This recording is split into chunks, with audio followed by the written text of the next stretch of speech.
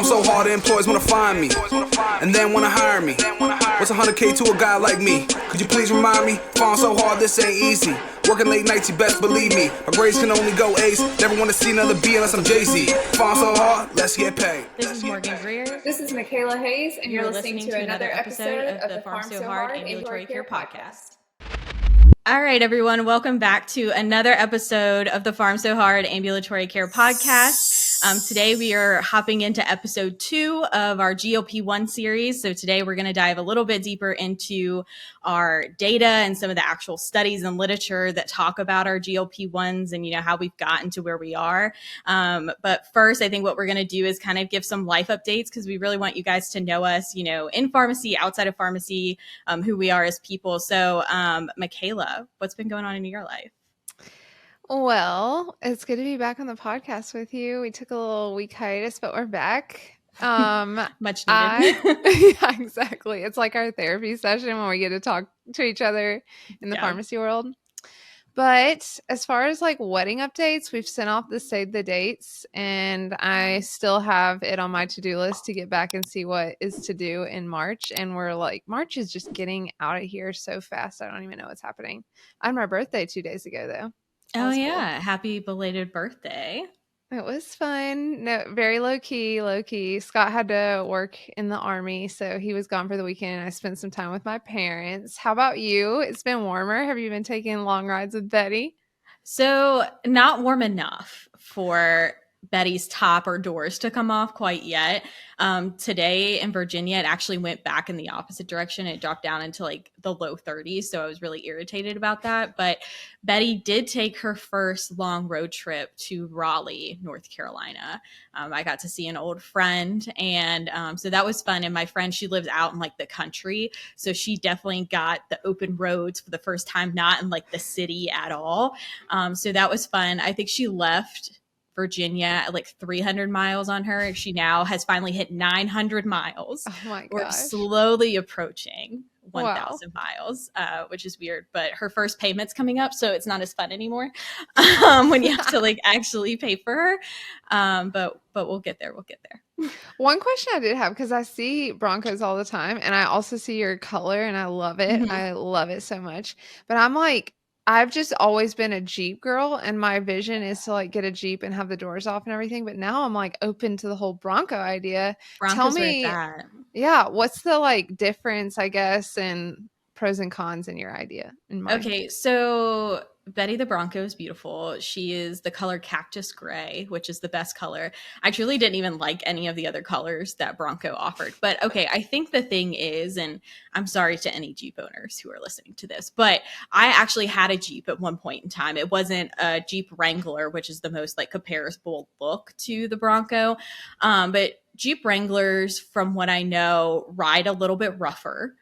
So there's that to be aware of. But then also the Jeep, as far as like the manufacturing, like notoriously Jeep as a brand has had a lot of like mechanical issues. And so I know a lot of people try to steer away from Jeeps because of that. But before like the Bronco made a comeback, like the look of a Jeep Wrangler was like very attractive, but you could only get that with a Jeep. So now I feel like the thing that was appealing to me about a Bronco was you get the look of a Jeep Wrangler, but with the more maybe like reliability of a Ford, and not like the mechanical engineering of a Jeep that sometimes people have notoriously had issues with. I also like the look of the Bronco better. I don't know. It's just something about it. And then I think like the interior too, like you get a lot more like upgraded features with the Bronco, in my opinion, than you do in a Wrangler. But I haven't seen the most updated Wranglers, but the Bronco girlies just win it every time. I love it. Yeah, I've definitely heard some friends who've had like quite recently some serious issues going on with their Jeep. So yeah, I saw a guy on TikTok. He like officially like finally paid off his Jeep, and then like the day after he made his final payment or something, it caught on fire. Oh my gosh. Just like in the middle of his driveway, just like caught on fire. Oh my gosh. I was like, I hope he had a Stanley in there where it was like full of ice still, and he could be like, oh, but my Stanley's good. The Stanley's good. Yeah, I've seen those. Oh, so funny. Well, any updates? I know we were talking about some updates we've seen in the pharmacy world. You want to touch on that? Oh yeah. So probably like the day after we decided to do this particular topic on like the literature of GLP-1s and all that stuff, the FDA like officially approved semaglutide to reduce stroke, heart attack risk in adults without diabetes who are overweight and obese. So I think again, we're going to talk about it with all the literature that we talk about today. We just continue to learn more and more and more every single day about GLP-1s and all the different things that it can affect. So another win in the GLP-1 world. I love it. And something that I think would be helpful for our younger audience, like as far as pharmacy students to know, is how we stay abreast on the ever changing landscape in pharmacy. So, what's your go to like media that you consume, whether it's emails or social media, that you like to get updates on things in pharmacy? Yeah, we joked about this earlier. TikTok. No, that is not an approved source for getting your pharmacotherapy information. It is not. But being for real, ASHP is a really great resource. They come out with like a daily brief email, which goes through like all of the hot topics in pharmacy from like the previous day. So that's actually how I learned about that FDA approval for semaglutide. That came up on one of my emails. They have emails about like policy, whether it's like drug approvals, if you're like tailored into a specific area like AmCare or oncology, they have specific ones that come out for those. So I think that's a great way. And then also just like in clinical practice, things always come up. And so then I'm always going to like literature and being like, oh, what's the hot topic in like endocrine or cardiometabolic stuff right now? Like what's going on, and kind of looking into different like medical journals. And, you know, they always have like a hot topics page on most of these medical journals on like the more popular articles that have been released in the past couple of weeks or such. So I tend to look at those sometimes, but it's mostly ASHP. They do a really good job of that. Yeah, I totally agree. And ASHP even has little forums that you can join where you can get like content related to specific topics, whether that's AmCare or compounding or just things that you're interested in. Pharmacy leadership. I knew I took a rotation and I got pharmacy leadership news in my email because I had to bring topics to the table every week. So that's something. And then I follow like the law, like NCBOP, and they'll send updates about pharmacy law. So that's super helpful. And then like I think you can follow like the New England Journal of Medicine. They'll send you email updates on just like a very abbreviated version of what's new. So that's really helpful. Awesome. Yeah. All right. So our plan for today is to discuss a total of 4 trials with you guys. So we're each going to discuss probably about 2 each. And so I guess we're going to kick it off with Michaela. Tell us about the first study. Yeah. So my first study is the Surmount 1 study, and it assessed tirzepatide once weekly for the treatment of patients with obesity. To give the audience some background, the Surmount 1 and Surmount 2 studies were submitted to the FDA and demonstrated that tirzepatide significantly reduced body weight compared with placebo in people living with obesity or who were overweight with or without type 2 diabetes. Now, for today, we're going to focus in on the Surmount 1 study in order to zone in on patients with obesity who do not have diabetes. So keep that in mind. The patient population included those who had a BMI of 30 or more, or who had a BMI of 27 or more with at least one weight-related complication, excluding diabetes. And at baseline, the mean body weight for the population on average was 104.8 kilograms. The mean BMI was 38, and 94.5% of participants had a BMI of 30 or higher. For the intervention, patients were divided in a 1:1:1:1 ratio to receive once weekly subcutaneous tirzepatide at 5, 10, or 15 milligrams versus placebo for 72 weeks, which included a 20-week dose escalation period. For the comparison, there was a co-primary endpoint, which was the percentage of change in weight from baseline and a weight reduction of 5% or more using an intention to treat intervention method. The outcome found that the study saw a mean reduction in weight of 15% in the study population by week 72 with 5 milligrams of tirzepatide, and it just got better as the dose increased, as we would think. So we saw a 19.5% reduction in weight with the 10 milligram dose of tirzepatide once weekly, and then 20.9% reduction in weight in patients who received the 15 milligram dose. And comparing all that with the placebo, we saw a 3.1% weight reduction in the placebo group. Overall, 50% of participants saw a weight reduction of 20% or more in the 10 milligram dosing group, and 57% of participants saw a weight reduction of 20% or more in the 15 milligram dosing group. So improvements in all pre-specified cardiometabolic measures were seen in the treatment groups, and the most common adverse effect, as we would think, were GI related. As far as implications, it's evening and we've had a work day. So like, let's give Michaela some grace here. But implications for the study: overall, tirzepatide led to a significant weight loss in patients without diabetes, and the Surmount 1 trial led to FDA approval of tirzepatide in adult patients for chronic weight management who are obese, so thinking that BMI of 30 or more, or overweight, so thinking that BMI of 27 or more, with at least one weight-related condition like hypertension or high cholesterol, in addition to a reduced caloric diet and increased physical exercise.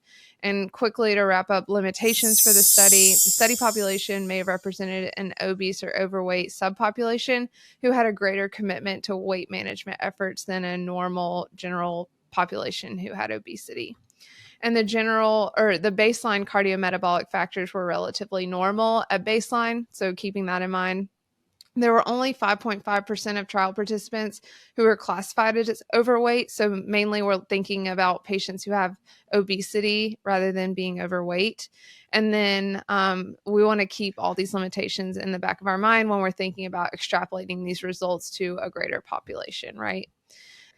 All right, Morgan, I'm ready to hear about the study that you looked into. All right. So this study is actually interesting. It's probably the only study we're going to talk about today that wasn't like a full-blown randomized controlled trial kind of situation. But I really wanted to pick this study because I think it highlights a lot of the conversations that we're starting to have about GLP-1, specifically in people without diabetes. What are any of the adverse effects? We're starting to hear a lot from people on like social media, kind of warning about things that they've seen or that they've heard from other people.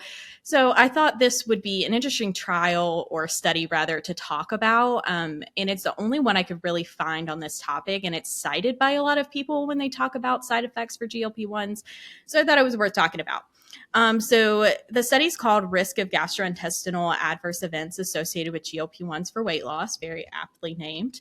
It was published in JAMA in November of 2023, but it was an observational cohort study. So we're thinking about, when we think about reliable literature and kind of that hierarchy of literature, this is kind of lower in that hierarchy of evidence. But basically the way that they did this study was, it was from 2009 to 2020. And what they did was a review of these entries into a system called Pharm, which is a system that is the largest health claims database that captures what they say is about 93% of all outpatient prescriptions and their diagnosis codes associated with them in the United States. And so from all of these health claims that came into this database, they took out the ones specifically for the GLP-1s at the time. Remember, this ended in 2020. So in this study was liraglutide and then semaglutide. And they compared it to bupropion combination with naltrexone. So the real purpose of the study was comparing like the adverse events of a GLP-1 compared to like other pharmacologic options for weight loss. And so they had about 4,000 people on the liraglutide, 600 on semaglutide, and about 650 on this bupropion naltrexone combination. So the average patient within this trial was going to be a male in their 50s. And what they did was they observed these patients from their very first prescription of the medication to their first incidence of an ICD diagnosis of either biliary disease, pancreatitis, bowel obstruction, or gastroparesis. I think a really big thing to highlight when we specifically talk about the pancreatitis patients, because they're going to be more at risk for pancreatitis if they have like things like hyperlipidemia or diabetes or anything like that. 56% of the patients in the study that were on semaglutide had hyperlipidemia. So that's just something think about. And also that was way more than some of the patients who were in the bupropion naltrexone group. There was only like 18% of those patients who had hyperlipidemia. So very big difference when you look at that, but they did adjust that later in the study when you look at the outcomes. So when you look at the outcomes of what they actually looked at with the study, they did do an adjustment for age, sex, alcohol use, smoking, and hyperlipidemia, because those are the known risk factors for somebody having something like pancreatitis. So even with that, what they're reporting is essentially three different things. They said there's a 9.09 increased risk of pancreatitis. But when you break it down, there was only 2 incidences of pancreatitis in the semaglutide group.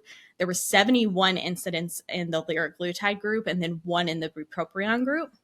So liraglutide is kind of holding most of the incidences of pancreatitis.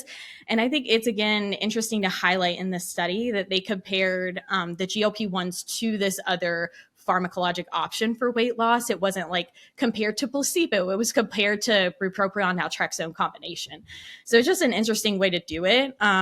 They also reported a 4.22 increased risk of bowel obstruction. There were 0 people who experienced that in the semaglutide group, 8 people in the liraglutide group, and then 2 in the bupropion. And then they also reported a 3.67 increased risk of gastroparesis. There were 9 people in the semaglutide group, 7 in liraglutide, and then 3 in the bupropion.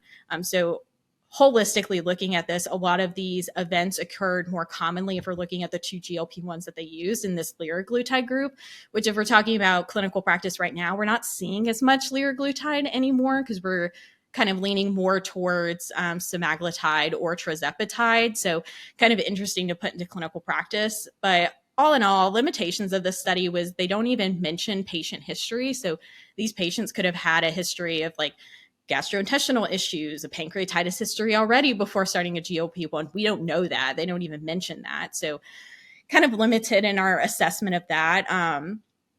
They also use ICD codes for identification, but even knowing from my clinical practice, just trying to get providers to put in a correct ICD code for prescribing a GLP-1 is sometimes difficult. So how accurate those ICD codes are, I have no idea.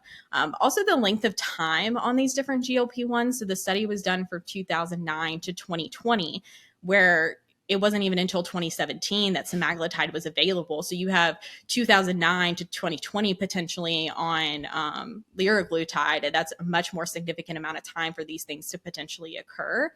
And then also on the semaglutide limitation, they don't discuss the formulation. So was this oral Ribelsis? Was this injectable Ozempic only? Was it a combination of both? Because we know those act differently in our body. So how many of those were in either of those categories, they don't tell us that information.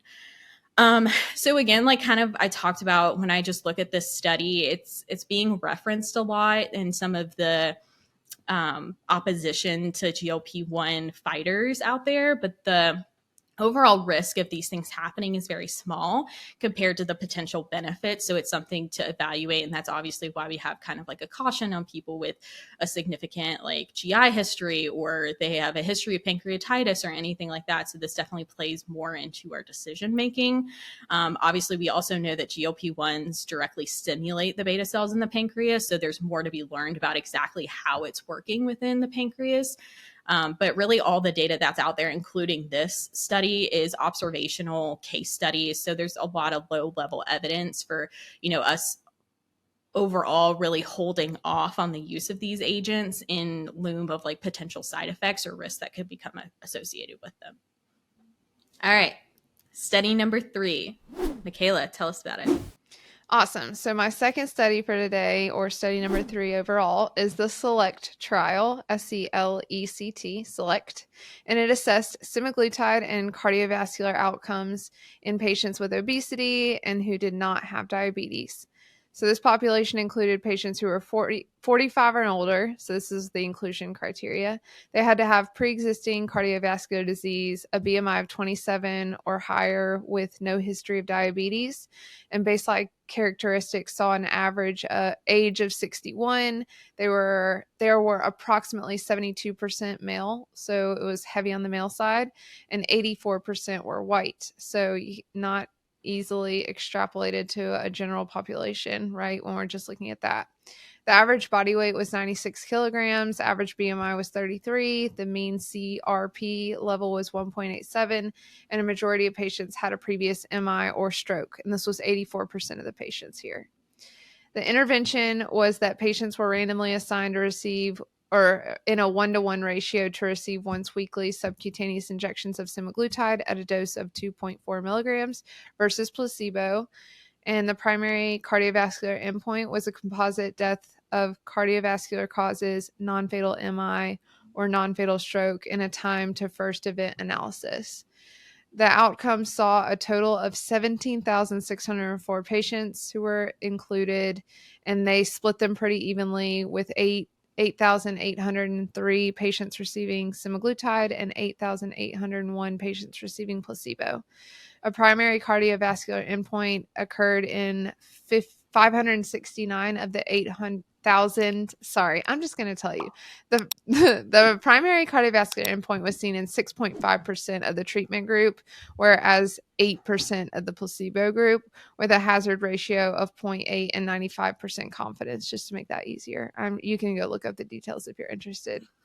The study ultimately found that in patients with pre-existing cardiovascular disease and who were overweight or obese but did not have diabetes, weekly subcutaneous semaglutide injections at 2.4 milligrams was superior to placebo in reducing the incidence of death from cardiovascular causes, non-fatal MI, and non-fatal stroke at a mean follow-up of 39.8 months. So the implications of this trial. So ultimately, this study found that semaglutide at 2.4 milligrams sub-Q weekly was superior than placebo at helping to prevent secondary cardiovascular events in patients with pre-existing cardiovascular disease and no diabetes. The magnitude of the absolute MACE reduction translates to a number needed to treat of 67, which is impressive. And there are ultimately other limitations like side effects and costs to think about when we're trying to see what the implications for clinical treatment are going to be from this study. As far as treatment implications go, this study was set up to look at GLP-1s as a major player for considerations in patients without diabetes who have cardiovascular disease and are overweight or obese.